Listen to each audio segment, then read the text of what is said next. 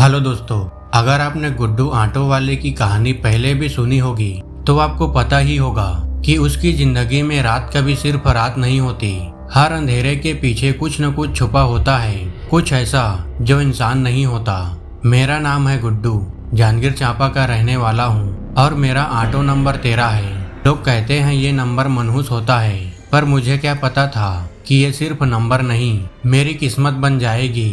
आपको शायद पता होगा, पहले मैं एक भूतिया पुलिस वाले से मिला था, फिर कुछ दिनों बाद एक भूतिया सीआईडी वाला, और उसके बाद मैं एक ऐसे भूतिया मेले में चला गया था जहां से कोई लौट कर नहीं आता। लेकिन जो उस रात हुआ वो इन सब से ज्यादा खतरनाक है। उस दिन मैं बहुत थक चुका था, माँ की तबीयत भी दिन ब दिन बिगड़ रही थी। डॉक्टर ने कहा था इलाज महंगा होगा, इसलिए मैं दिन रात ऑटो चला रहा था, ओवर टाइम बिना रुके। रात के करीब 1:30 बजे होंगे। सड़क सुनसान थी, सिर्फ मेरे ऑटो की आवाज और दूर कहीं कुत्तों की भौंकने की आवाजें। मैं बस घर जाने ही वाला था, तभी अचानक मेरे ऑटो के सामने एक आदमी खड़ा हो गया। मैंने जोर से ब्रेक मारा और उससे गुस्से में बोला, पागल है क्या, मरना है तुझे? लेकिन वो आदमी बस खड़ा रहा। धीरे धीरे उसने अपना चेहरा उठाया और बोला, भाई साहब कोरबा चलोगे क्या? उसकी आवाज बहुत ठंडी थी, ऐसे जैसे बर्फ गले में अटक गई हो। मैंने गुस्सा शांत करके कहा, नहीं भाई, बहुत थक गया हूँ, कल जाना हो तो बताना। वो कुछ सेकंड तक चुप रहा, फिर बोला, दोगुना किराया दूंगा।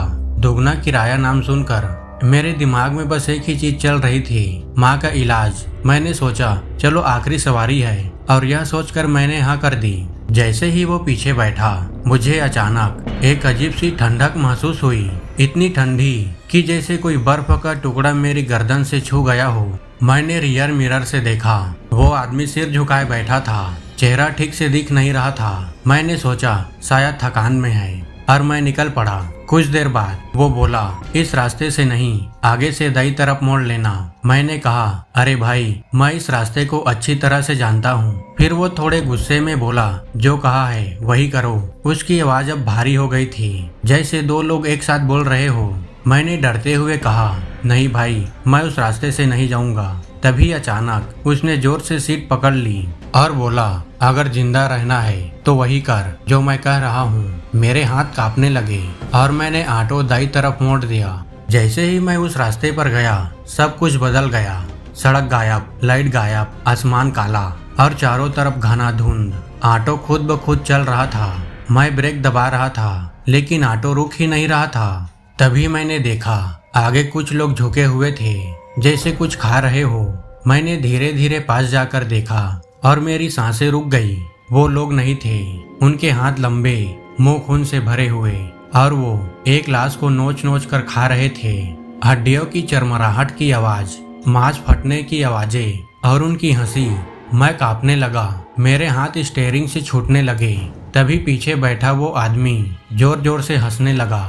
मैंने डरते हुए पीछे देखा, और जो मैंने देखा वो आज तक भूल नहीं पाया। उसकी आंखें पूरी तरह लाल, चेहरा सड़ा हुआ, त्वचा जगह जगह से उखड़ी हुई, और दांत ऐसे जैसे अभी गिर जाए, लेकिन इतने मजबूत कि किसी को भी चीर दे।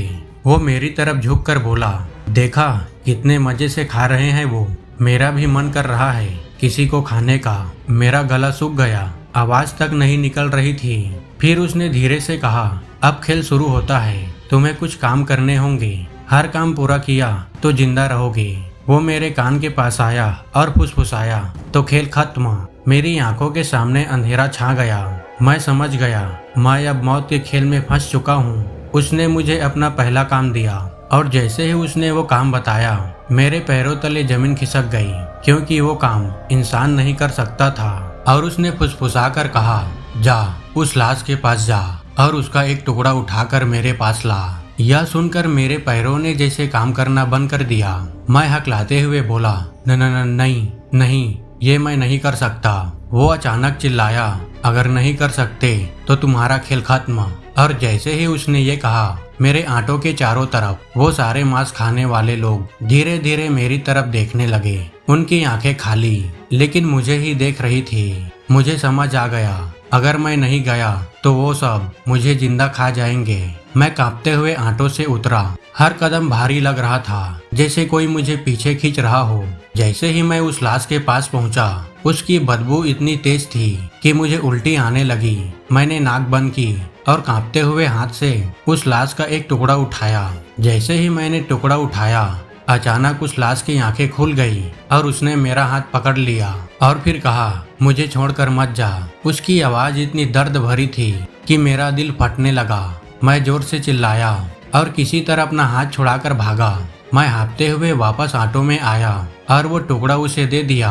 वो उसे ऐसे खाने लगा जैसे कोई मिठाई खा रहा हो और फिर वो मुस्कुराकर बोला, अच्छा था, तुमने पहला काम पूरा कर लिया, अब दूसरा काम। उसने सामने एक काला गहरा कुआं दिखाया जिसमें अंदर कुछ भी नहीं दिख रहा था। वो बोला, उस कुएं में झांक के बता, अंदर क्या है। मैं डरते हुए बोला, वहाँ कुछ दिखेगा ही नहीं। वो हंसा, अगर नहीं देखा तो मर जाओगे। मैं धीरे धीरे उस कुएं के पास गया। दिल इतनी तेजी से धड़क रहा था कि जैसे लग रहा था बाहर आ जाएगा। मैंने हिम्मत करके अंदर झांका।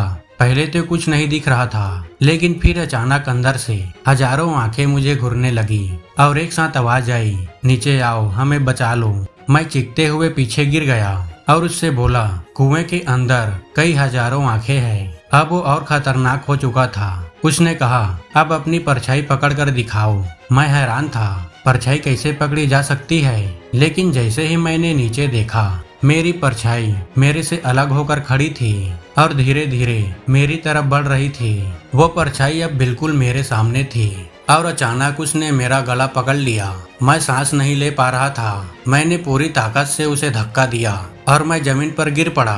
किसी तरह मैंने आंखें बंद करके अपने भगवान का नाम लिया और अचानक वो परछाई गायब हो गई। अब वो बहुत खुश था। उसकी हंसी और भी डरावनी हो गई। उसने खुश होकर कहा, तुम बच रहे हो, अच्छा लग रहा है, लेकिन अब आखिरी काम। और जैसे ही उसने आखिरी टास्क बताया, मेरी आत्मा तक कांप गई। उसने एक टूटा हुआ ब्लेड मेरे हाथ में दिया और बोला, अपने हाथों को काटो और उस खून से इस रास्ते पर लाइन बनाओ। अगर लाइन पूरी हुई तो जिंदा। और फिर इतना कहकर वो मुस्कुराया और फिर अपनी बात पूरी की, वरना तुम भी उनका खाना बन जाओगे। मेरे हाथ कांप रहे थे, आंखों से आंसू निकल रहे थे, लेकिन मेरे पास कोई रास्ता नहीं था। दिल इतनी तेजी से धड़क रहा था कि जैसे मेरी छाती फट जाएगी।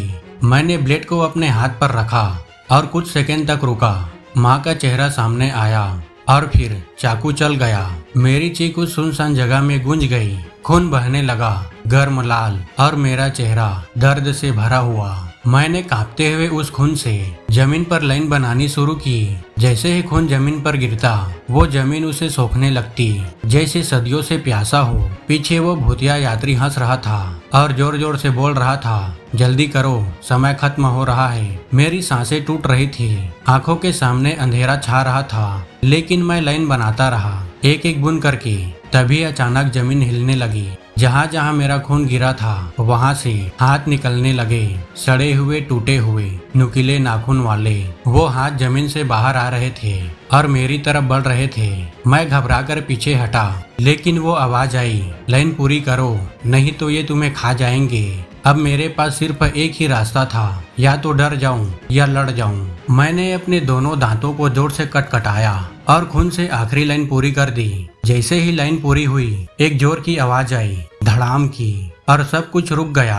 हाथ वापस जमीन में चले गए। वो डरावनी जगह धीरे धीरे गायब होने लगी। मैंने राहत की सांस ही ली थी कि पीछे से आवाज आई, तुमने सारे टास्क पूरे कर लिए। मैंने सोचा अब मैं बच गया, लेकिन वो हंसने लगा और बोला, लेकिन एक आखिरी शर्त है। मैंने डरते हुए पूछा, क्या? वो धीरे धीरे मेरे सामने आया। अब उसका चेहरा और भी खतरनाक हो चुका था और उसने कहा, ये खेल सिर्फ बाहर निकलने का नहीं था, ये देखने का था कि तुम अगले खिलाड़ी बन सकते हो या नहीं।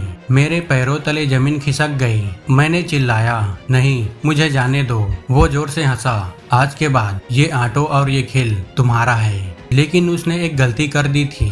उसने मुझे ब्लेड दिया था और वो ब्लेड अभी भी मेरे हाथ में था। जैसे ही वो पास आया, मैंने पूरी ताकत से उस ब्लेड को उसके हाथ पर मार दिया। वो जोर से चीखा। उसकी आवाज इतनी तेज थी कि पूरा माहौल हिल गया और उसी पल सब कुछ टूटने लगा। तभी कुछ देर बाद मैंने खुद को अपने ऑटो में पाया। सड़क पर सुबह के 5 बजे थे। चारों तरफ सब सामान्य था, जैसे कुछ हुआ ही नहीं। मैंने पीछे मुड़कर देखा, सीट खाली थी लेकिन वहाँ खून के निशान थे और एक आवाज धीरे से मेरे कान में आई, फिर मिलेंगे गुड्डू। आज भी मैं ऑटो चलाता हूँ, लेकिन अब मैं रात में सवारी नहीं बैठाता, क्योंकि मुझे पता है कभी भी वो फिर आ सकता है। दोस्तों, अगर आपको ये कहानी अच्छी लगी हो तो चैनल को सब्सक्राइब और वीडियो को लाइक शेयर जरूर करना। मिलते हैं अगली कहानी में, तब तक के लिए